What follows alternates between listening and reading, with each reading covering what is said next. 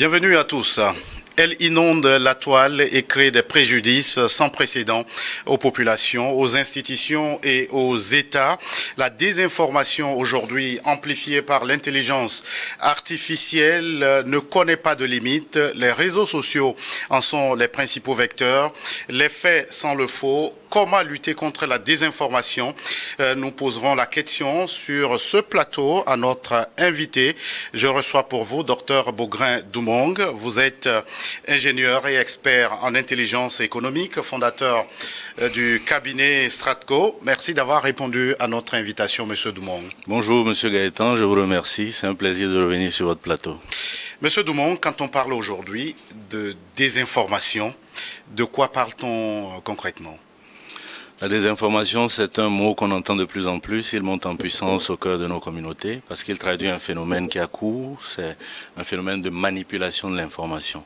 D'abord, lorsqu'on parle de désinformation, on parle de manipulation de l'information, tout comme lorsqu'on parle de mésinformation, de malinformation, de propagande, avec ceci de particulier pour la désinformation, qu'elle consiste à concevoir un message qui est faux, qui est trompeur, qui est mensonger, et à le faire délibérément dans le but, non moins délibéré, de nuire à un public cible identifié par le désinformateur. C'est ça ce qui fait de ce phénomène un fléau à l'heure des réseaux sociaux et de l'intelligence artificielle, comme vous l'annonciez tout à l'heure. Et pourquoi aujourd'hui cette désinformation est devenue un enjeu majeur de notre époque alors qu'elle existe depuis si longtemps? Je pense que la question est bien amenée parce que la désinformation existe effectivement bien longtemps. Vladimir Volkov, dans son ouvrage, situait son amplitude en commençant par la guerre de Troie. Mais aujourd'hui, nous avons une spécificité, c'est que nous vivons à l'heure d'Internet. Internet est une réalité, c'est même une denrée de consommation dont nous raffolons. Et à l'heure d'Internet, justement, nous avons énormément de personnes qui se positionnent dans une interconnexion virtuelle sur les différents réseaux, ce qui fait que de façon beaucoup plus aisée. Et ces personnes-là sont confrontés à des messages, reçoivent un contenu dans un contexte de rapidité. Quand on regarde notamment sur TikTok, on scrolle, ça va extrêmement vite et on n'a pas le temps de mettre en évidence, de mettre en termes de barrières les éléments de réponse tels que l'esprit critique qui faciliterait justement la capacité à réduire notre exposition et donc notre vulnérabilité à ce type de message. Donc à l'heure d'Internet, on accède à un niveau d'amplification du contenu et dans le même temps à une faiblesse justement de notre posture vis-à-vis de ces contenus-là qui relèvent de la désinformation. Et certains évoquent même une guerre informationnelle. Est-ce le véritable tableau dépeint ou... Oui, la question de la guerre informationnelle se tient parce qu'en parlant de désinformation, il faut parler justement de ceux qui sont les désinformateurs. Ce sont généralement des États, parce que les États sont en guerre. Ce sont des groupes dits non étatiques. C'est aussi généralement dans nos milieux, dans nos familles, monsieur et madame tout le monde qui désinforme.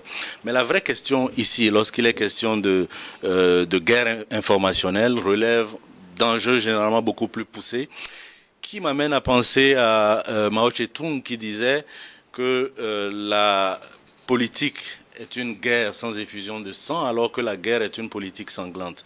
Une citation que j'aime bien et que je complète rapidement avec celle de Sun Tzu, qui pour sa part disait que lorsqu'on souhaite que la gloire et les succès accompagnent nos armes, il ne faut jamais perdre de vue la doctrine, le temps, l'espace, le commandement et la discipline. Qu'est-ce que cela suggère?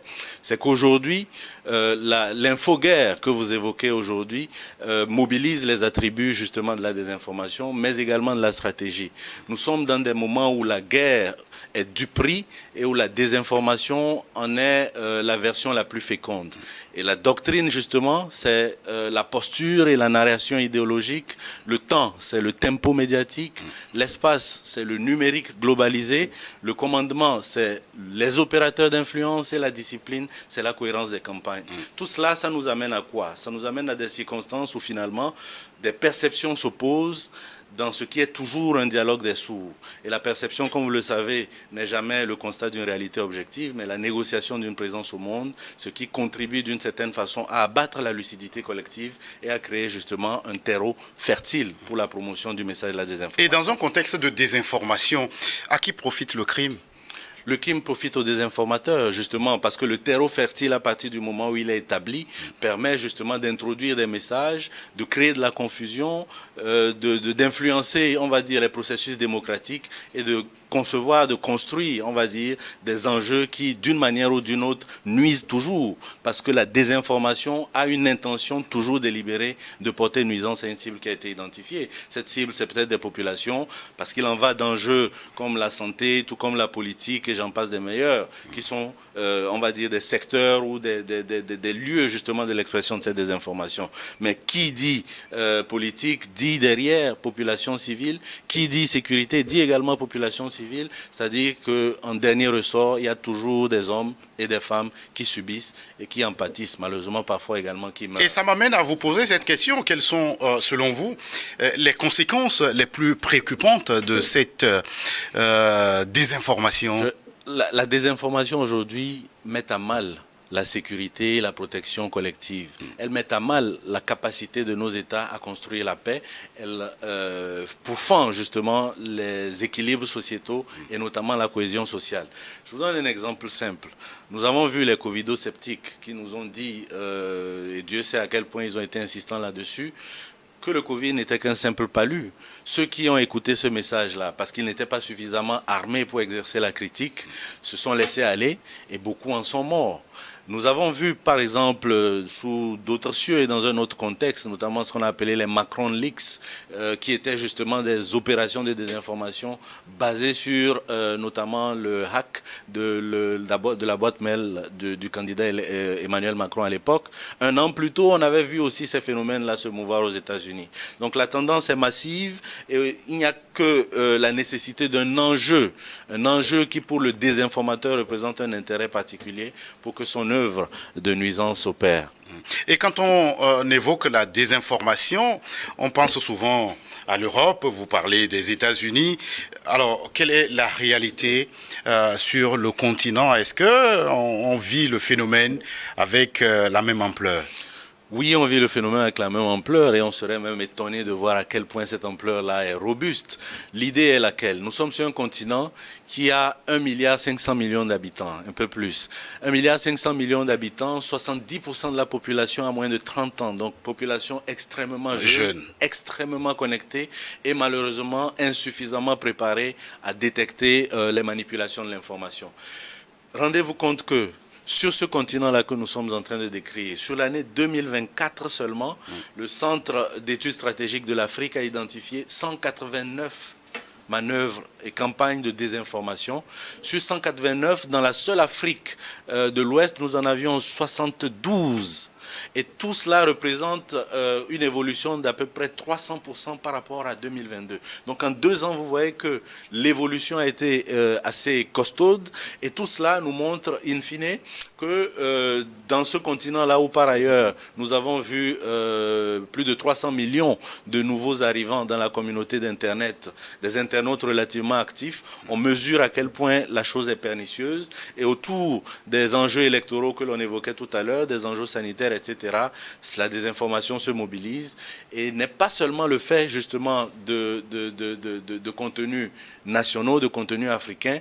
Ces études-là ont montré également que pour au moins 60% d'entre ces campagnes-là, elles étaient originaires justement de l'étranger, donc le fait d'ingérence extérieure. Et quelles sont les vulnérabilités structurelles propres au continent africain face à la désinformation?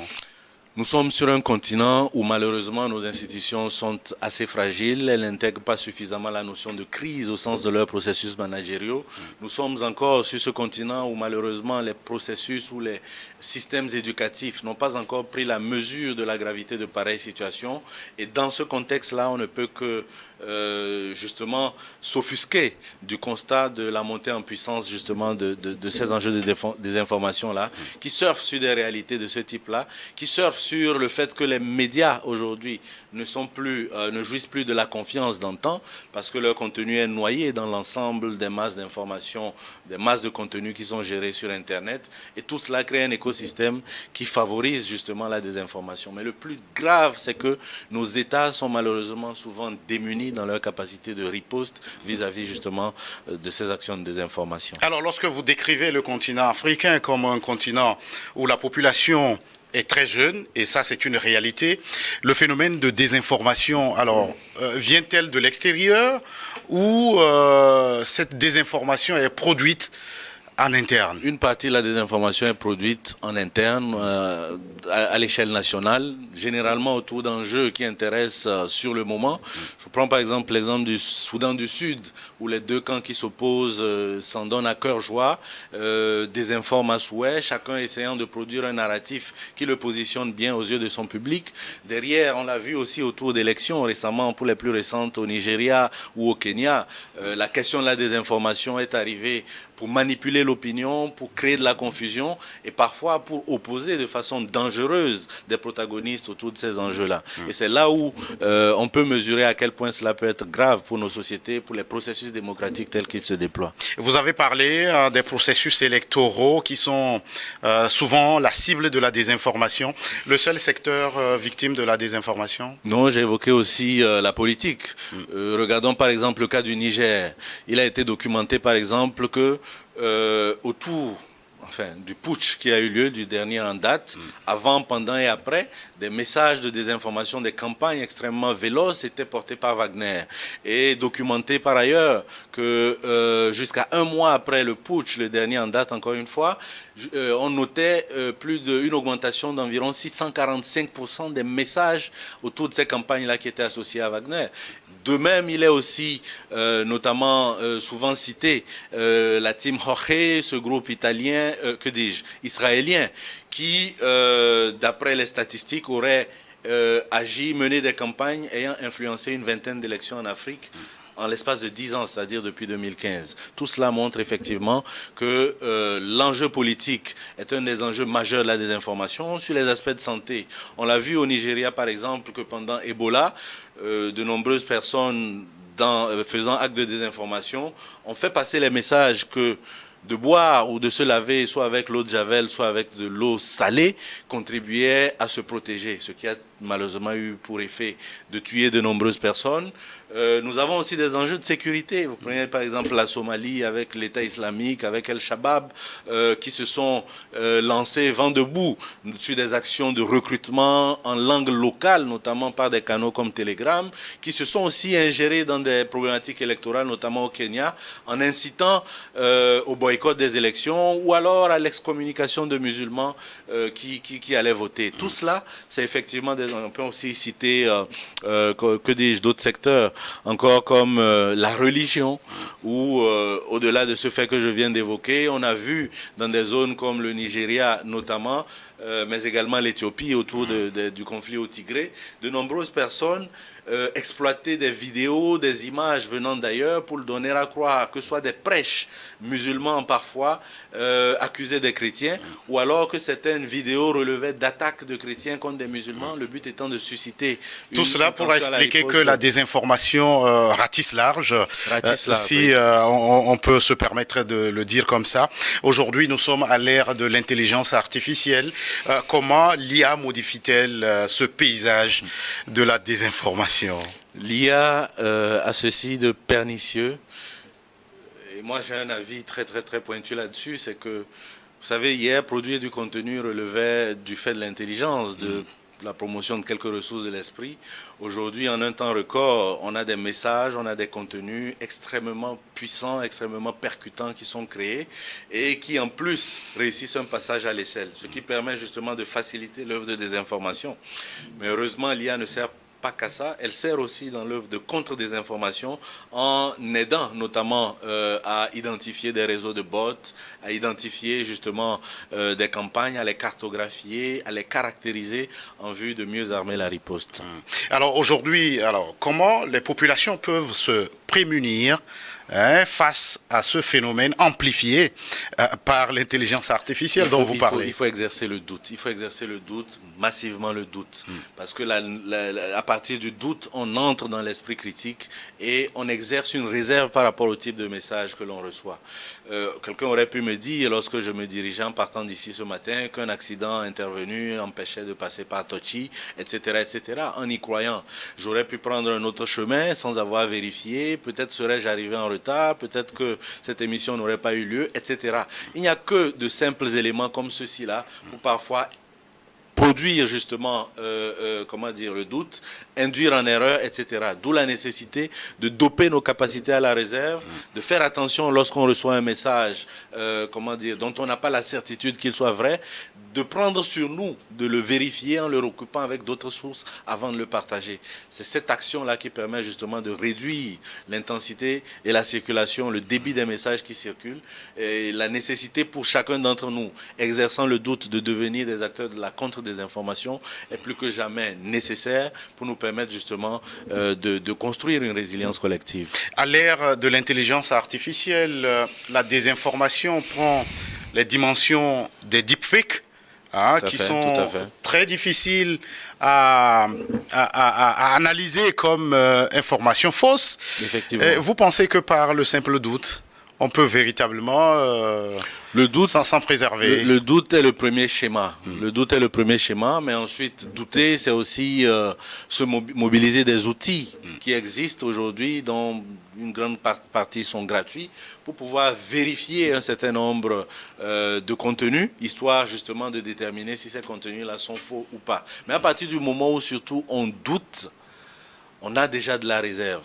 Et l'action de vérification permet justement de se situer. Et lorsqu'on n'a pas pu éluder une question, lorsqu'on n'a pas pu garantir que le message ou que le contenu auquel on fait face est vrai, il vaut mieux se prémunir de le partager et attendre justement de s'assurer justement de la véracité de ces contenus. Et la désinformation, une préoccupation au niveau sous-régional. Récemment, le Parlement de la CEDEAO en a fait un sujet de discussion, de débat. Alors la question que j'ai envie de vous poser, quelle coopération régionale au sein de cette CEDEAO pourrait être mobilisée pour mieux faire face à ces menaces? Oui, je pense que nous avons d'abord besoin de mettre en place des cellules de veille, des cellules de prospective, des systèmes d'alerte, des systèmes, de riposte, notamment vis-à-vis de ces schémas-là.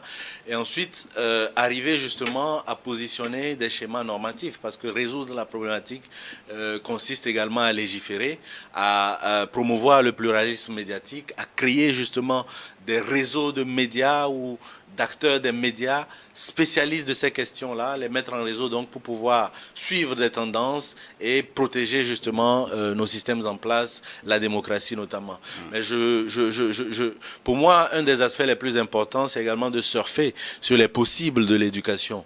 Je crois qu'au niveau de la recherche, des centres d'excellence régionaux, comme on en connaît pour le CERSA, le CERVIDA, etc., pourraient représenter un levier important pour documenter des faits, pour les mettre en évidence. Mais, in fine, la question du fact-checking doit pouvoir être démocratisée au même titre que l'Internet permet justement d'en exploiter les canaux à l'effet de partager des messages. Le but étant de massifier un peu plus cette capacité de réponse que monsieur et madame, tout le monde pourrait avoir. Mais à une échelle communautaire, justement, pour moi, cela relève de la nécessité. Docteur Bogrin-Doumong, merci d'être passé sur ce plateau. Un plaisir, merci pour votre invitation. Vous êtes ingénieur et expert en intelligence économique, fondateur du cabinet Stratco. Merci aussi à vous qui êtes restés en notre compagnie. À très vite pour un autre numéro de votre émission Focus.